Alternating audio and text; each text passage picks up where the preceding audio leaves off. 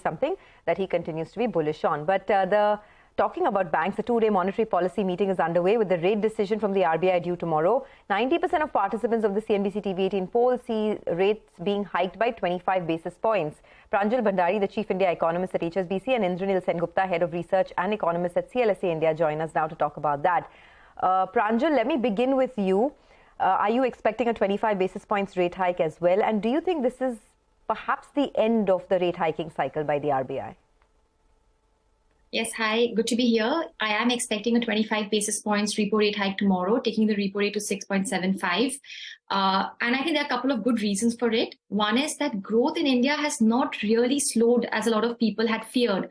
My sense is growth is actually quite steady. Formal sector growth is slowing.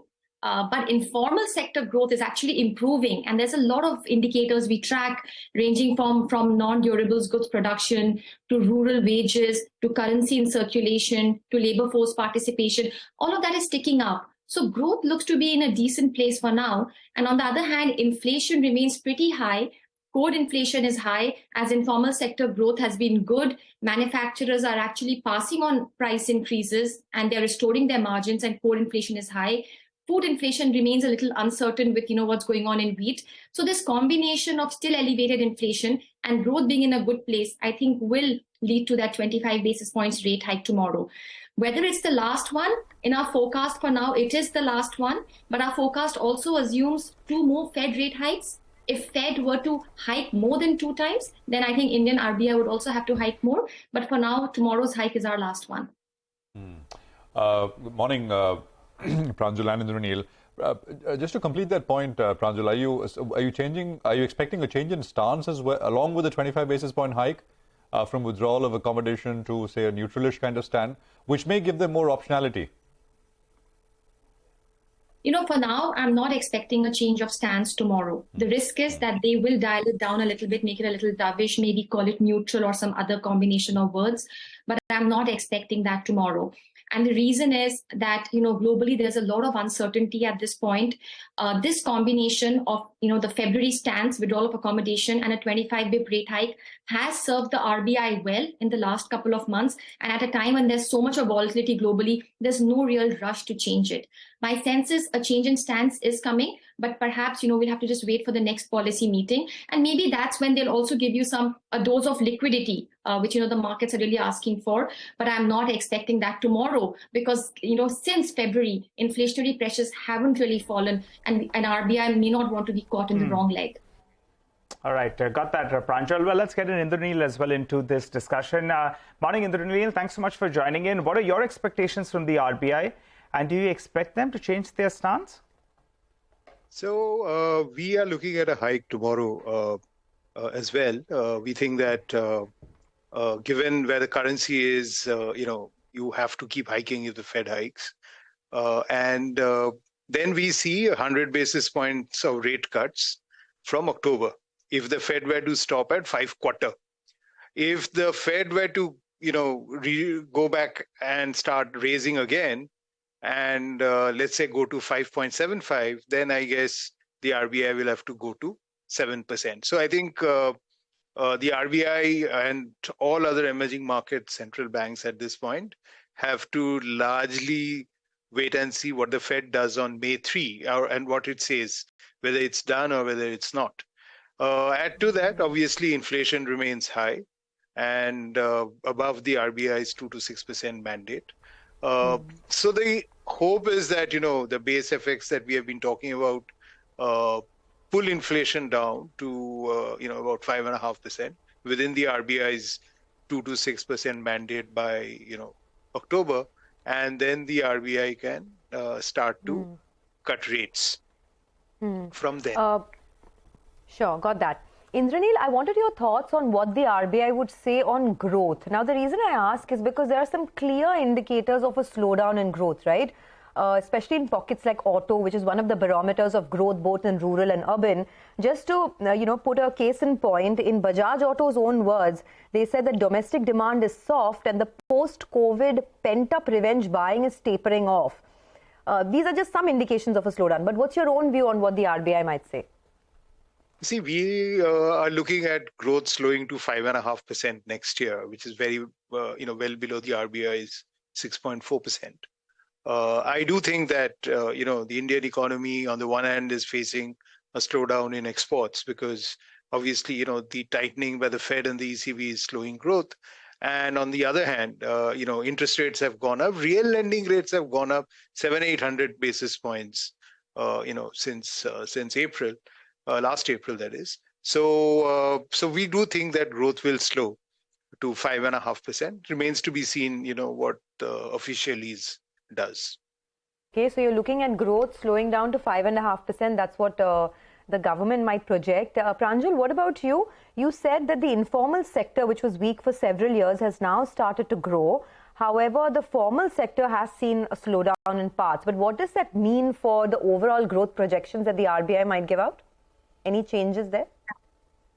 So yes, we are seeing a sort of a change of baton on the growth front. Since the pandemic lows, it's the formal sector that created our growth, and the informal sector was very weak.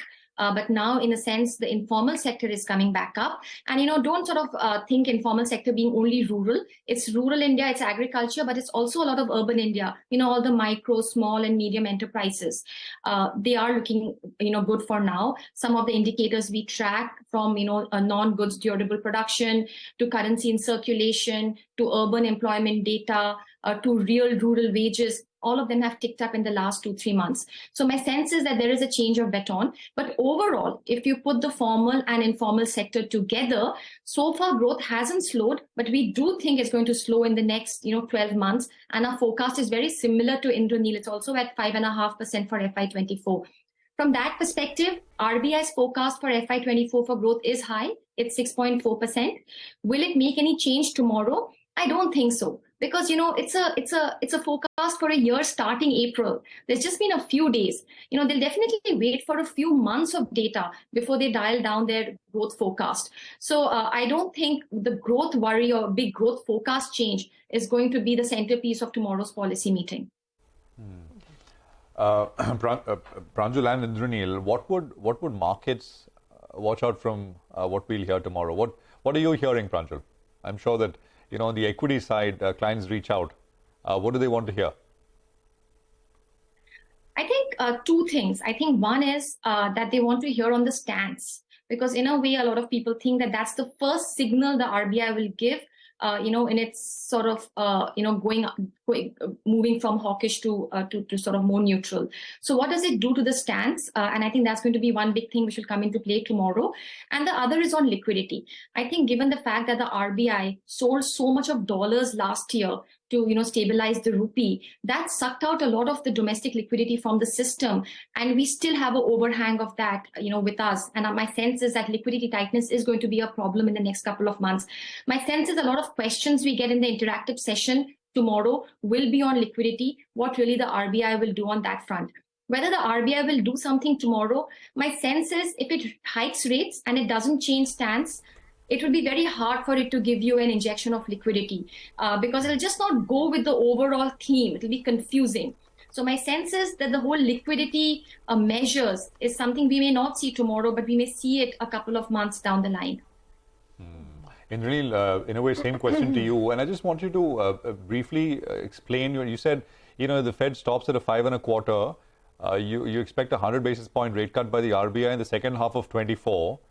Yeah. You're saying that if they hold rates at that level till the end of the year, 5.25 or 5.5, you expect a 100 basis point cut here in India. Why is that, Indranil? Briefly, if you can explain. Okay. So, if you look at the Fed dot plot, they are talking about 75 basis points of rate cuts next year. Earlier, it used to be 100. So once the Fed stops, the dollar will begin to price in, a cut in Fed rates, although that can happen later. As a result, RBI will get the headroom on the currency side to bring down rates at home. And if inflation comes down to around 5.5%, there is no need for the RBI to stay put at 6.75. So a lot depends on how, the Fed's rate actions pan out. That is number one. Number two, coming to the other question, I think liquidity is the big issue. And, the RBI has two options. One is it cuts CRR and infuses liquidity. The other is it resumes OMO. Now, clearly, you have a borrowing program of 18 trillion. The market can probably fund about, 12 trillion. So has to be OMO of 6 trillion. But I think the RBI is not going to do OMO till the bond market is, prices in the RBI's own actions. So maybe, they'll wait and see if yields sell off once the new borrowing starts and only then come in. Okay, all right. Pranjul and Indranil, thanks a lot for joining in. We, of course, won't have to wait too long to find out what happens with the RBI's decision. But in all likelihood, there will be a 25 basis points rate hike. That seems to be the consensus view. Thanks.